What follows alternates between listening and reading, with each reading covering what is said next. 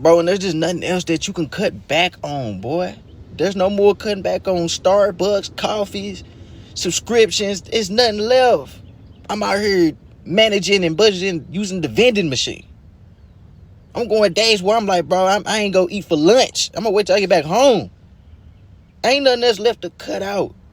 It's crazy. I'm making the most money I probably didn't ever make. Ain't no probably. I didn't ever made. Yeah, I don't ever see it. It be gone. The bills be snatching it. I'm not even gonna say we not making enough money. Everything just too high. Ain't no way at 36 an hour, getting close to 40 an hour, you just barely making it. You just be having enough and maybe a couple hundred extra. That's crazy. What is going on? I would be here to tell you about all the stupid things people said to me today from a hostess at a restaurant that's inside of a hotel and casino on Memorial Day weekend, but nothing happened because there was nobody there.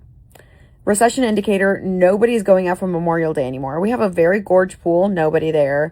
You could walk through the casino halls. It was sad. You could probably scream and it would echo. It was flop nation in there. Nobody's doing anything. My managers had it blocked out for like blackout weekend, like peak day. It's gonna be so busy. Nobody there. Hey YouTube, everyone online right now is either posting about how dead their city felt this Memorial Day weekend, or talking about how they can't even afford to do anything in the first place. I've been going through a ton of TikToks from people sharing their experiences, waitresses, casino workers, small business owners, and the vibe is genuinely unsettling. What we're really looking at here is a consumer economy that's starting to crack under its own weight, and the signs are everywhere if you know what to look for. Anyone else feeling more depressed than normal lately? I'm just curious. Like, just this, like, looming depression. And it's not like boohoo, lock yourself in a dark room depression, but you can feel something's off. My take is this. I just filled up my gas tank, and for $30, I got a day's worth of gas in my truck, essentially. And I'm realizing more and more of how fucked our economy is. I went through this last recession deal that we did in the early 2000s, and it fucking sucks. And this is all the signs of what it was. I mean, how many people out there right now have no credit card debt because you don't need to live on your credit cards? I make more money today than I did 5 years ago, by far. Yet I am tremendously broker than I was 5 years ago. If I would have made this money 5 years ago, holy shit, like life would be amazing. But it's like, it's not enough. And now all of a sudden you kind of like feel like a failure, and you start to get in your head of like, why am I constantly stressed? I mean, are you driving around with your check, your fuel light on, or are you giving up your health insurance because you're trying to cut corners somewhere just to get some more money and cash flow somewhere? I don't know, man. I will say this. I think it's going to get a lot worse, way worse than this before it ever gets better. I think you're going to see a lot of people struggle with addiction. I think you're going to see a lot of people struggle with mental health. Like, it's going to get fucking crazy. Kind of like it did back then. And I don't mean to be like some like sound the alarms or whatever bullshit, but I'm just like, I'm watching more and more people just using credit cards on shit and just not having money all of a sudden, and never slowed down the spending. And now all of a sudden it's like we didn't even slow down the spending and you're just broke. I don't know. I hope that I'm wrong. I hope that this is just a little phase. I guess we'll find out. I just want to let you know, if you're struggling right now, you ain't alone. All right, y'all, we just got some of the worst consumer numbers of all time, and we're still only in the early innings here. Credit card delinquency just came in at 13.1%, which is just under the all-time high of 13.7%. But the rate at which it's rising this time is the fastest rate ever, and it's still going up. And at the same time, we just got consumer sentiment numbers at all-time lows. These are the lowest levels we've ever seen in history, and I think this has been tracked since like 1957. So the consumer is in worse shape than ever. And I gotta say, this is a clear sign that the credit bubble's about to pop. And that's the main issue here, is that this is a bubble, okay? I explained before that the delinquency numbers and consumer sentiment numbers aren't a real accurate read of the state of the consumer economy. The numbers today are actually suppressed because of the way people are actually using credit these days. You know, they're passing it back and forth between different cards, and they're also using BNPL for this kind of stuff. And that's what I mean by a credit bubble. Like, you're just passing it back and forth and just pushing off the issue while the credit problem just rises and rises. The fact that delinquencies are nearing an all-time high, even with this scheme that we have going on, this credit card cheat code that we have going on here, that's a clear sign that this bubble's about to pop. And the fact that we now have the lowest levels of consumer confidence shows that the consumers are seeing that they're not going to be able to pay this off. And the reason why this is a major problem is because we're not at the peak here. Like we're still in the first innings of this inflation issue. We're only seeing really the effects of gas right now. We're only really seeing gas, and right now it's still pretty manipulated, so it's not even at the peak yet. Not to mention the strait's still closed, so that's obviously an issue. But we haven't seen the food inflation yet. This is something that I've been saying for a while. We haven't even seen the food inflation. The only real inflation we've seen from food is because of diesel. It's not because of the fertilizer shortage. When the next harvest comes, that's when we actually see those numbers kick in. When there's an actual food shortage, that's the real food inflation there. And by that time, I assume the manipulation's going to wear off. Like, they're not going to be able to hold it up forever. And if we're already seeing all-time lows on consumer confidence and all-time highs in delinquencies, what's going to happen when the prices really start going there? And this is why I say that the economy is like a house of cards right now, or like a set of dominoes. There's like 5 bubbles in play, and we're just waiting to see which is the one that actually topples everything over. And I'll make another video about the new deal that's going through right now. But like, so far, if you've seen anything on it, like it's pretty clear that Iran is staying strong on the fact that they want control of the Strait and they want reparations. They're staying strong on all of their points. So either it's a bad deal for us or there's no deal. And like I said from the start, even if the Strait was opened under perfect conditions, we would still have to eat that fertilizer disruption, okay? We would still have to eat those food prices. But there's no deal. Or it's either no deal or a bad deal. So either way, like it's a bad situation going on here. Memorial Day is supposed to be one of the biggest spending weekends of the year. People travel, go out to eat, hit the casinos, spend money like it's a holiday, because it is. But this year, spots that are normally packed were sitting empty. Casinos that have been hyping up the weekend for weeks showed up and got nothing. Restaurants were quiet, and the people who work those jobs, the waitresses, the dealers, the servers, they notice immediately because their income depends on those crowds showing up. When a holiday that's basically built around spending money turns into a stay-at-home weekend, that's not a coincidence. That's people making a financial decision. They're not being lazy or antisocial. They genuinely cannot stretch their money far enough to justify going out. And the scary part is that this wasn't some random slow weekend. This was a weekend everyone was expecting to be massive. When reality is that different from the expectation, something bigger is obviously going on. I think what's most sad about what's going on with their current economy is that I see people that say stuff like, oh, I cut out this, I cut out that, I cut out this, and I still don't have enough money to spend on what I need to spend it on. Like, you will talk to people and they will only spend money on what is necessary, and they still don't have enough money to spend on even that. Because the most regular things, like things that you shouldn't even think about spending money on, cost a bunch of money now. You go to the grocery store now, you try to get like 6 to 8 items, and you're spending at least $100. You got a car that was good on gas, it was known for that. Now because of gas prices, you go there, your tank costs $70 to fill up. You try to find cheaper housing, and you're still paying about 4 figures plus just for that, and that's rent alone. Try to get a house now, listen to all the advice that people told you before, like, oh, put 20% down. But now when houses cost $500,000, you gotta have $100K on you. You need a car. You either get a used car for a new car price, or you get a new car and pay $700 a month for a car payment. And all you keep hearing from people, especially people that are from the older generations, is, oh, you just need to budget more, you need to budget more. No, you can't budget your way out of a bad economy. Of America, people don't have enough money and they're not buying as many groceries. That's according to new research showing that 61% of Americans have started buying fewer groceries because they don't have enough money to afford food. 61% of people, not 30%, not even 50%. 61% of Americans have started reducing the amount of food they're purchasing and reducing the amount of meals they eat because they simply cannot afford the food. Now, this is in the most economically prosperous nation in the world. But while our people are suffering their asses off, the stock market continues to grow to record numbers. Once again, like I've said before, this shows the extreme extreme wealth gap that's growing here in the United States. And no matter how many hours you work, it's starting to become almost impossible. Around 65% of people or more are living paycheck to paycheck currently. And about 70% of you don't have $500 or $600 in a savings or checking account for an emergency. Now, this is becoming an absolute failure here in our economic system, benefiting only the very wealthy investment class, while the entire rest of the nation incrementally suffers more and more. Something needs to be done with affordability here. This is fucking ridiculous for the number one economy in the world. It doesn't matter if you're the number one economy in the world if 99% of it goes to only 1% of the people. Fuck struggling. Everything is a fucking struggle. Every goddamn thing is a fucking struggle. You gotta pay this motherfucker this amount of money.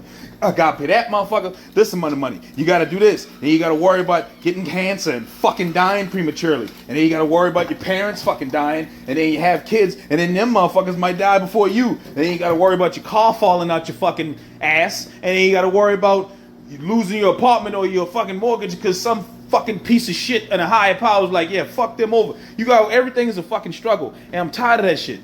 Right? I'm tired of that shit. And then the only thing that actually makes sense to try to ease the fucking pain of struggling is to get a bunch of fucking money. But the shit you gotta do to get a bunch of fucking money is extraordinarily unethical. You gotta fuck over so many people. And then you realize, well, goddamn, when I start fucking people over, I prosper. You want to know why? Because the way shit is ran, the way shit is put together is by people who routinely fuck folks over. If I fuck you over, if I do all this fucked up shit and I consistently win and I build a system to make people want to do the same thing, would you not win when you start participating? Huh? So if you ever wondered, why does it seem like all the fucked up people are winning and the people who are actually good get fucked over? That's why. But when I talk like this, oh my God, you're fucking going off the deep end, bro. I don't understand you. This is why. This is why. It's all a fucking scam. All of it. Even these fucking eggs I'm scrambling. I don't even know if these shits came from a chicken. They probably came from a punk motherfucker named Derek in Milwaukee. I ain't asked for none of this shit. I didn't ask for any of this shit. What you gonna do, huh? What you gonna do? There used to be a clear line between luxury spending and everyday spending. Like a nice dinner out was a treat, but grabbing food on a regular Tuesday wasn't something you had to budget around. That line is basically gone now. Groceries feel like a splurge. Going out to eat once feels like a financial commitment. Even the stuff that used to be automatic, gas, a quick fast food run, a drink at a restaurant, now requires a second thought. When regular life starts feeling like a luxury, people don't just cut back on the extras, they start cutting back on everything. And that ripple effect hits workers, businesses, and entire local economies way harder than people think. A waitress not getting tipped well because the restaurant is empty isn't just her problem, that's money not going back to her community either. The prices didn't just go up, they fundamentally changed how people relate to spending money, and that shift in the mindset is really hard to reverse. Once people start treating every purchase like a risk, the whole system that depends on people spending freely starts to slow down. So my rent is close to $2,000. Food cost is going up. I just filled up my gas tank. It was like $48. My car payment's close to $500. My insurance is between 1 and 2. My light bill's about 2 something. My internet's 100 and something. My phone bill's about close to 100. But yet, $45,000 is too much for a single person in income. Are you kidding me? Like, at this point, I just want to live in my car for like 6 months and save money.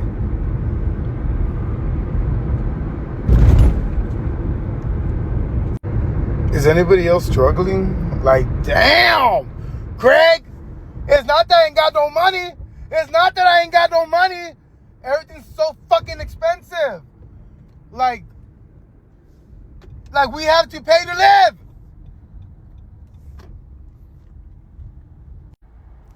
Not even our water's free. Unless you want to drink sink water. Ain't nobody telling if that shit's clean. It's not clean. It's not purified.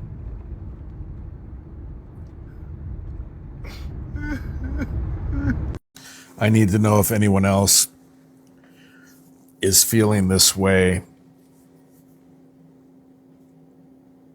because I've been walking around with this weird feeling lately that I can't quite put my finger on. It feels like we're all just pretending to be okay. Not fake smiling exactly, not everybody walking around acting happy. I don't mean that. It's deeper than that, I guess. It feels like we're all just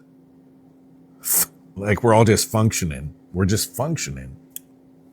We wake up, we check our phones, we go to work, we pay bills, we scroll, we eat something, we scroll some more, we watch something, we scroll some more, we sleep, rinse and repeat. And we're doing all the motions, right, of life, while I think secretly looking around at each other thinking, are we okay? Are we okay? Something feels off. And I don't know if this is just in America where we have an absolute imbecile as president of the United States. I don't know if people everywhere feel this or if this is just a weird moment in our society. But it feels like there's this giant emotional, almost like a fog, just hanging over everything.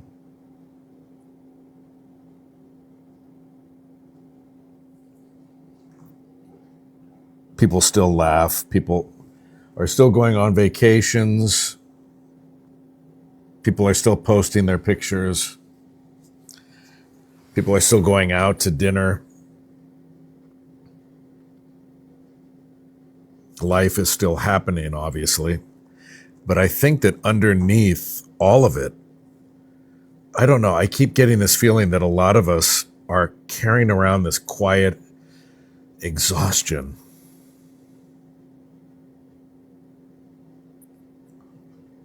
Like we're waiting for something to happen and it's not something good. Bracing for something. Or grieving something we can't even name. Because look around. I mean, look around. The world feels more complicated than ever before, I think, at least in my 55 years. There's 1,000 opinions, 1,000 crises, 1,000 things demanding our attention every hour of every day. Politics never sleeps. The news cycle never sleeps. I mean, when I was a kid, the TV stations went off the air at like midnight or 2 a.m. or whatever it was. I mean, the outrage machine certainly doesn't sleep. Our phones never sleep. We never sleep. And meanwhile, I think a lot of people are secretly longing for something ridiculously simple. Not bigger houses, not more followers, not another app, not more productivity hacks. I think people want to just wake up and feel safe. I think people want to sit on a porch and feel safe, feel peace. Excuse me. I think people want to laugh with friends. I think people want to feel connected to their kids, if they have them, to their spouses, if they're married, to themselves, ultimately. We want to feel connection, even to ourselves, to life. But instead, it feels like we're all standing on a moving walkway, like at the airport, like a moving walkway that just keeps speeding up. And none of us can remember ever getting on it. We don't even know where it's going. And I think the scary thing, the terrifying thing is we keep being told that this is progress, right? Just keep moving. Just keep moving, keep consuming, keep grinding, keep hustling, keep pushing, keep adapting. Be a good little boy, be a good little girl. But what if a lot of us are tired because we're trying to force ourselves into lives that don't even feel natural anymore? Could it be that? I think it could be that. What if the life we're striving for and the life we're being pushed towards are on two completely different tracks? Two totally different trains. Because happiness feels strange lately. And I'm a very happy person. I'm a very positive person, but it feels strange lately. Contentment feels slippery. Peace feels like something we visit instead of something we live in. Like we can visit peace once in a while, but we're not able to live it every day. And maybe I'm wrong. Maybe it is just me. Maybe it is just me, but I have this feeling that a lot of us are scared. A lot of us are scared. Not panic scared, like, oh no, there's a monster around the corner, but quiet scared. Future scared. What happens next kind of scared. What kind of world are we building? What kind of a world are we building kind of scared, you know what I mean? What if everything keeps getting harder kind of scared?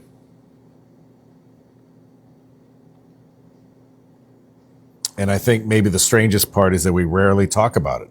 And I'm sorry I'm going on for so long. We just keep going. We keep smiling. We keep functioning. We keep pretending everything is normal. I don't remember the last time things felt normal. Maybe the reason so many of us are feeling alone is because we're all having the same conversation silently.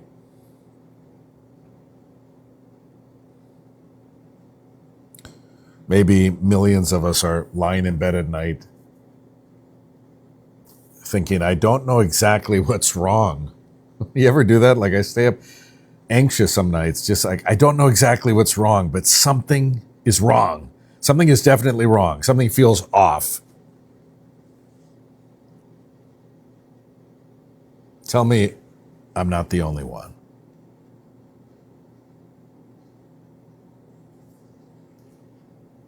Here's the thing that doesn't get talked about enough beyond the economics. There's an emotional weight to all this that people are carrying around constantly. Watching prices go up while your paycheck stays the same or barely moves is genuinely demoralizing.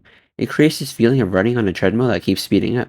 And when you mix in the fact that everything in this country, healthcare, housing, education, food, seems to be structured in a way that someone's always extracting money from you, it starts to feel like bad luck or like a broken system. People aren't just stressed about money in the way you'd be stressed about forgetting to pay a bill. It's much deeper than that. It's the kind of stress that makes you question whether working hard actually leads anywhere. And yeah, that breeds a level of depression and hopelessness that you can feel in the tone of these videos, in the comments, and in the way that people are talking online right now. A Memorial Day weekend that should have felt like a release just reminded everyone of exactly what we're actually dealing with. The fact that a slow casino weekend can feel like a recession indicator says a lot about where people's heads are. And honestly, their heads are in the right place for reading it that way.